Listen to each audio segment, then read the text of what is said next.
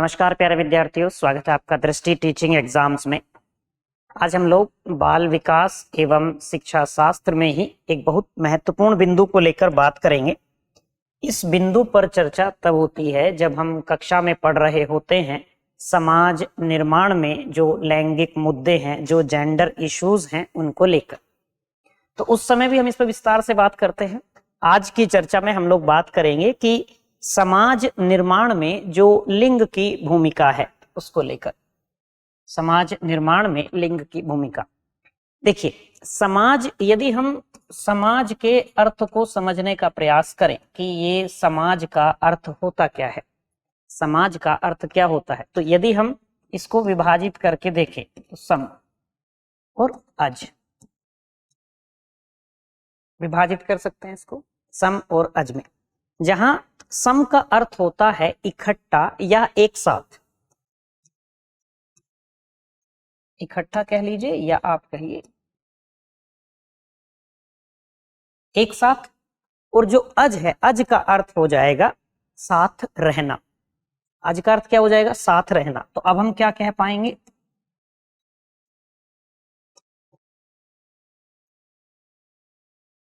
हम समाज का अर्थ क्या ग्रहण करेंगे? अब यहां से हम समाज का अर्थ ग्रहण करेंगे कि समूह में एक साथ रहने वाला समाज क्या होगा, यानी कि समूह में एक साथ रहने वाला।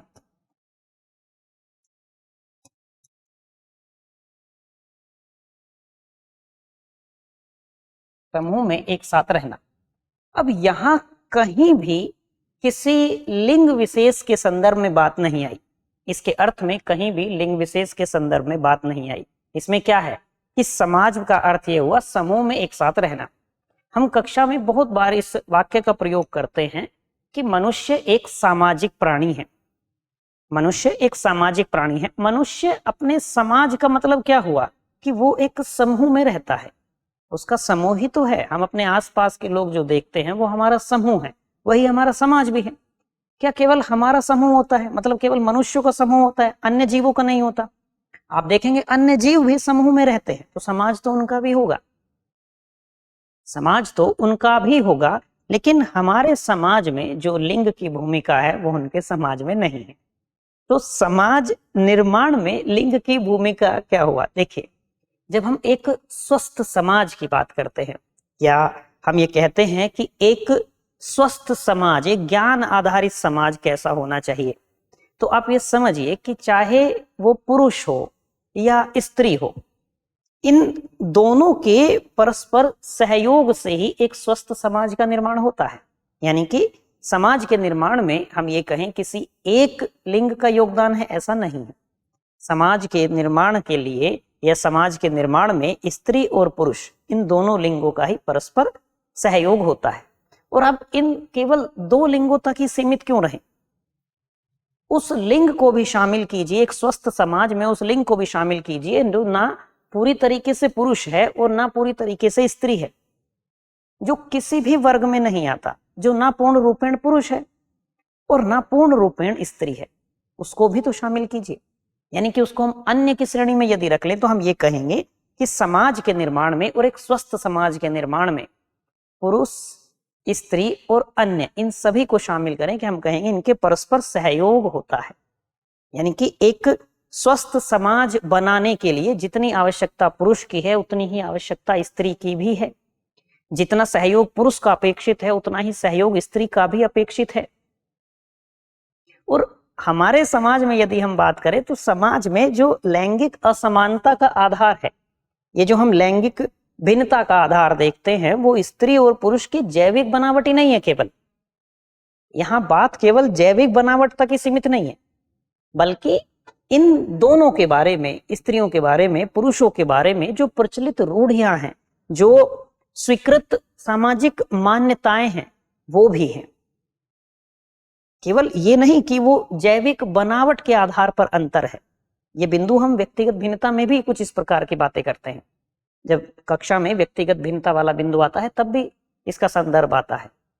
तो हम ये कहेंगे कि यही जो रूढ़ियां हैं, यही जो समाज के द्वारा स्वीकृत मान्यताएं हैं, यही जो प्रचलित रूढ़ियां हैं, इन्हीं के कारण लड़के और लड़कियों की परवरिश के क्रम में ही उनके मन में एक ये मान्यता बैठा दी जाती है कि लड़की है तो लड़की क्या करेगी, लड़की का काम होगा कि आगे चलकर उसको गृहस्थी चलानी है, आगे चलकर उसको घर संभालना है। और लड़के क्या करेंगे, लड़के बाहर के काम करेंगे, लड़के जो घर चलाने के लिए आवश्यक अर्थ की आवश्यकता है, जो धन कमाने की आवश्यकता है, लड़के नौकरी करेंगे। इसका मतलब क्या हुआ कि लड़कियों के हिस्से में क्या आया, लड़कियों के हिस्से में घर आया, चार दीवारी आ गई, जबकि लड़कों के हिस्से में क्या आया, उनका कब्जा उस बाहर की दुनिया पे हो गया। बात समझ आई? यानी कि हम ये भी कह सकते हैं कि यही वो सामाजिक रूढ़ियां हैं, इन्हीं सामाजिक रूढ़ियों का परिणाम ये होता है कि औरतें घर के अंदर कैद होकर रह जाती हैं, लड़कियां, महिलाएं, स्त्रियां घर के अंदर कैद होकर रह जाती हैं, और बाहर का जो सार्वजनिक जीवन है वो पुरुषों के कब्जे में आ जाता है, वो पुरुषों के हिस्से में आ गया। अब विकास के क्रम में यदि हम देखें तो लड़कियां लड़कों से आगे होती हैं, चाहे आप परिपक्वता की बात कर लीजिए, चाहे आप उनकी स्मृति को लेकर बात कर लीजिए, चाहे आप उनके शब्द भंडार को लेकर बात कर लीजिए। हमने विकास के क्रम में कक्षा में ये पढ़ा था कि वहां अंतर देखने को मिलेगा आपको, बाल्यावस्था में भी, किशोरावस्था में भी, परिपक्वता में भी। फिर ऐसा क्या था कि लड़कियां विकास के क्रम में लड़कों से आगे थी, फिर ऐसा क्या हुआ कि धीरे धीरे आगे चलकर क्या होता है कि लड़कियां लड़कों से कहीं ना कहीं पीछे हो जाती हैं।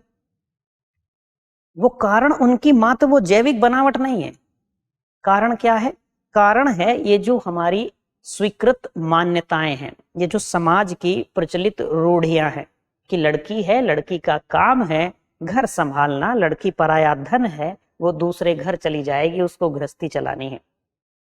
जबकि लड़के का काम क्या होगा, लड़का बाहर के काम देखेगा, लड़का नौकरी करेगा, लड़का व्यापार करेगा, बिजनेस करेगा, अर्थ की व्यवस्था करेगा, पैसा कमाएगा, जो घर चलाने के लिए आवश्यक चीजें हैं उनकी व्यवस्था वो करेगा।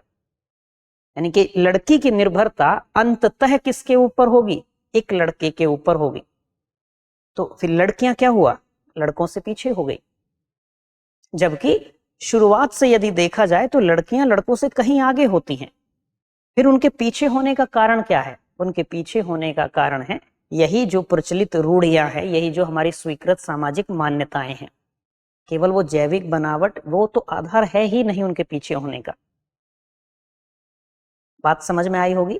तो हम ये कहेंगे कि यदि हमें एक स्वस्थ समाज का निर्माण करना है तो स्वस्थ समाज के निर्माण में सभी के सत्व को स्वीकार करना होगा। वहां स्त्री पुरुष दोनों के परस्पर सहयोग की आवश्यकता है। किसी एक के सहयोग से काम नहीं चलेगा, किसी एक के सहयोग से स्वस्थ समाज का निर्माण नहीं होगा। बात समझ पा रहे हैं आप यहां तक की? तो मैं ये उम्मीद करता हूं कि समाज निर्माण में जो लिंग की भूमिका है, इस बात को लेकर आपके विचार बने होंगे, एक समझ बनी होगी, समझ का दायरा या आपके चिंतन का जो स्तर है वो उच्च हुआ होगा।